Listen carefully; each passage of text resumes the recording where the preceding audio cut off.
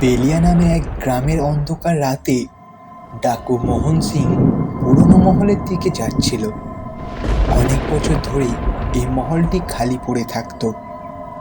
গ্রামের লোকেদের কথা, এই মহলে এক আত্মার বাস।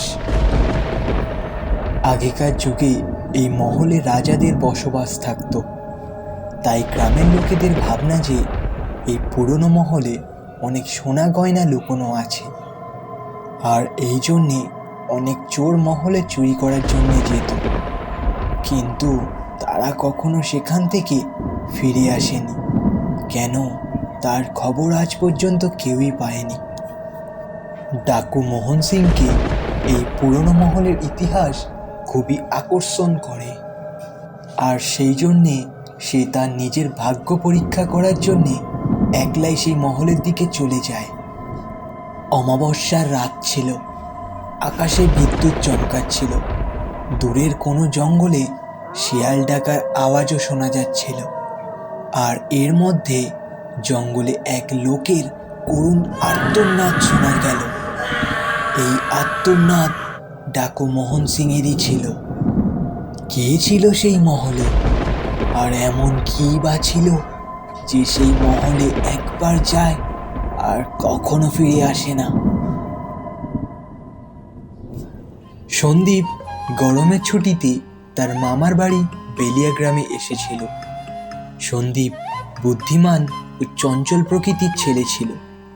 পড়াশোনাতে খুবই প্রখর, আর খেলাধুলোতেও সে তার নিজের নাম বিশেষ এক জায়গায় করে রেখেছিল।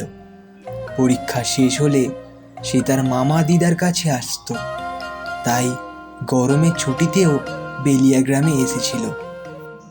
ডাকু মোহন সিংয়ের এই ঘটনা এই কিছুদিনের আগেই ঘটেছিল, তাই গ্রামের লোকেদের মুখে মুখে এই সম্বন্ধে চর্চা করা স্বাভাবিক ছিল। ছোট্ট সন্দীপ যখন এই ঘটনা শোনে তখন সে অবাক হয়ে যায়।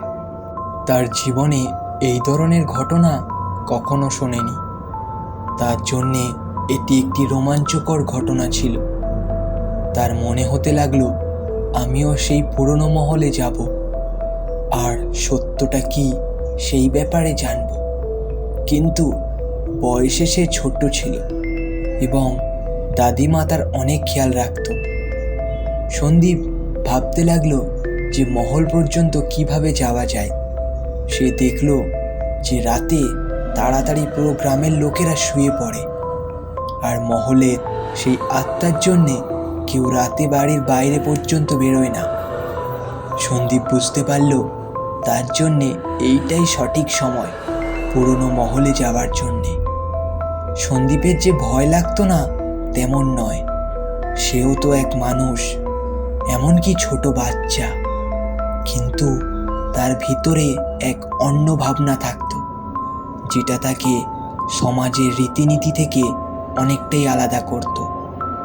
সেই দিন সন্দীপ পুরো দিনটা বিশ্রাম নিল, যেহেতু রাতে তাকে পুরনো মহলে যেতে হতো। রাত 8টা বাজতে পুরো গ্রাম নিস্তব্ধ হয়ে গেল। মহলের ভয় এতটাই ছিল যে গ্রামের একটা লোককেও বাড়ির বাইরে দেখা যেত না। 9টায় সন্দীপ চুপচাপ করে বাড়ির বাইরে বেরোলো আর মহলের দিকে যেতে লাগলো।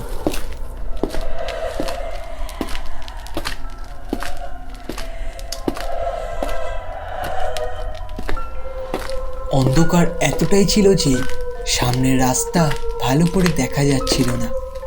দূরের কোনো গলিতে কুকুরের আর্তনাদ শোনা যাচ্ছিল।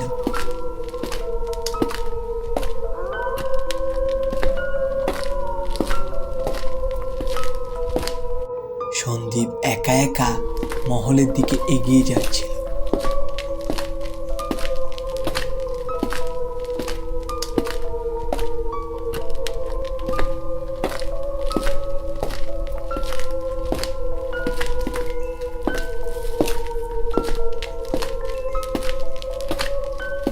গ্রামের সীমানা শেষ হতেই জঙ্গলের এলাকা শুরু হতো।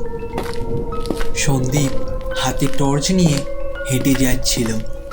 আবহাওয়া বদলাতে শুরু করেছে, আকাশে বিদ্যুৎ চমকাতে থাকে। গ্রামের মধ্যে থেকে কুকুরের আওয়াজ আরো বাড়তে লাগলো। সন্দীপ মহলের কাছে এসে পৌঁছালো।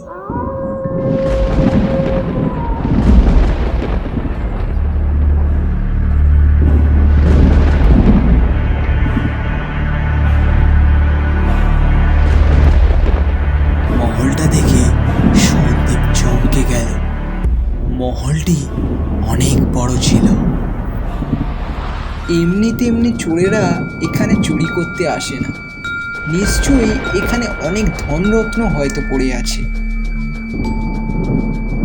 কিন্তু সন্দীপের মনে এইসব চুরি করার কোনো চিন্তা ভাবনাই ছিল না।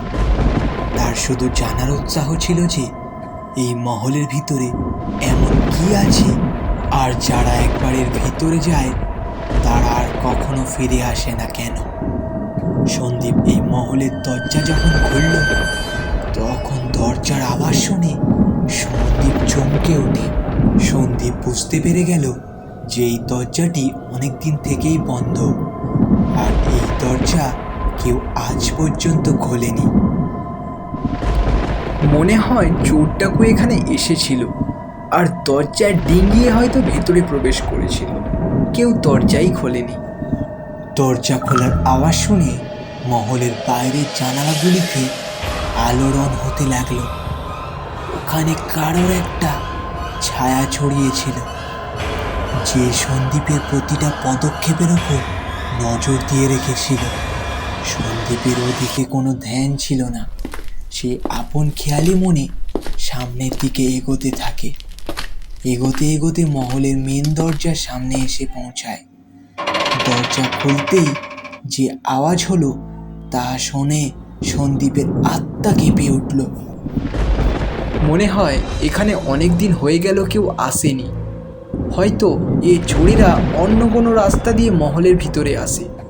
ছাড়ো, আমার কি, থোড়ি আমি এখানে চুরি করতে এসেছি, আমি তো এই রাস্তা দিয়েই যাব। এই কথা বলে সন্দীপ মহলের ভিতরে প্রবেশ করল। সন্দীপ দেখতে পেল হলটি অনেক বড় ছিল। পুরনো যুগের আসবাবপত্র পড়ে, জিনিসপত্র এদিক ওদিক ছড়ানো আছে। যে চোরেরা এখানে এসেছিল তারা মহলের কোণে কোণে তল্লাশি করে বেরিয়েছে। হঠাৎই সন্দীপের কানে কারোর পায়ের হাঁটার শব্দ ভেসে এলো। এ আওয়াজ কোনো মহিলার পায়ের ঘুঙুরের শব্দ ছিল, যা ধীরে ধীরে সিঁড়ি থেকে নিচে নেমে আসছিল। সন্দীপ ছুটে এক আলমারির ভিতরে লুকিয়ে পড়ল। সে আলমারির একটু দরজা খুলে লুকিয়ে দেখতে লাগলো যে এক মহিলা, যার মুখমণ্ডল খুবই ভয়ঙ্কর ছিল। চোখের নিচে কালো ছানি পড়ে গেছে আর চোখ থেকে রক্ত পড়ছে। ধীরে ধীরে সেই মহিলা আলমারির কাছে আসে। সন্দীপ খুব আতঙ্কিত হয়ে গেল। সন্দীপ ভালো করে বুঝতে পেরে গেছিল যে ভূত বলে কিছু আছে। সেই ভয়ানক মহিলাটি আলমারির দরজাতে মাথা ঠোকাতে থাকে। সন্দীপ ভয় তার চোখটি বন্ধ করে ফেলে, আর সেই মুহূর্তে মহিলাটি অদৃশ্য হয়ে যায়। সন্দীপ আলমারির বাইরে বেরিয়ে এলো, আর মহিলাটি কোথায় গেল তাকে খুঁজতে থাকে। কিন্তু মহিলাটিকে কোথাও সে দেখতে পেল না। সন্দীপ সামনের দিকে এগোতেই যাবে, হঠাৎই সে একটি আওয়াজ শুনতে পায়। আওয়াজ পিছন থেকে আসছিল। সন্দীপ পেছন ফিরতে দেখে মহিলাটি আলমারির উপরে বসে আছে। সে তার মুখটিকে হাঁ করে রেখেছিল। মুখের ভিতরে জঙ্গলি পশুদের মতো তীক্ষ্ণ দাঁত দেখাচ্ছিল। তার সেই ভয়ানক চেহারা দেখে সন্দীপের যেন পা থেকে মাটি সরে যায়, আর তৎক্ষণাৎ সেই মহিলাটি সন্দীপের ওপর ঝাঁপিয়ে পড়ল। সন্দীপ ভয় তার মুখ চোখটি বন্ধ করে ফেলে।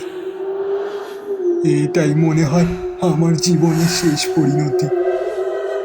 সন্দীপ মনে মনে ভাবল। এইভাবে সন্দীপ কিছুক্ষণ পড়ে থাকল। সন্দীপের কিছুই হলো না। সেই মহিলাটি সন্দীপের ওপরে হামলা করতেই পারেনি। সন্দীপ দৌড়ে ওপরের রুমে গেল, যেখান থেকে সেই মহিলাটি এসেছিল। সন্দীপ ওপরের ঘরে পৌঁছে সামনের দৃশ্য দেখে হতবাক হয়ে গেল। বিছানায় একটি মহিলার ডেড বডি পড়েছিল, যা দীর্ঘদিন পড়ে থাকার কারণে একদম গলে গেছে। সন্দীপ সেই ডেড বডির উপরে আলোর প্রকাশ ফেলতে সে অবাক হয়ে যায়।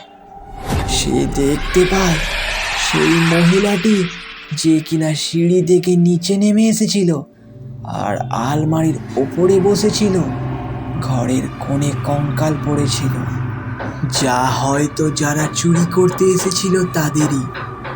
আশেপাশে জিনিসপত্র দেখে সন্দীপের বুঝতে অসুবিধে হলো না যে এই সবই কালা জাদুর জিনিসপত্র।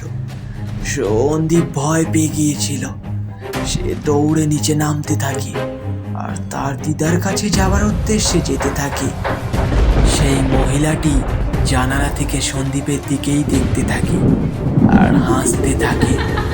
সন্দীপ একাই এমন এক মানুষ ছিল যে সেই ভুতুড়ে মহল থেকে বেঁচে ফিরছিল, কারণ তার মনে কোনো চুরি করার ভাবনা ছিল না।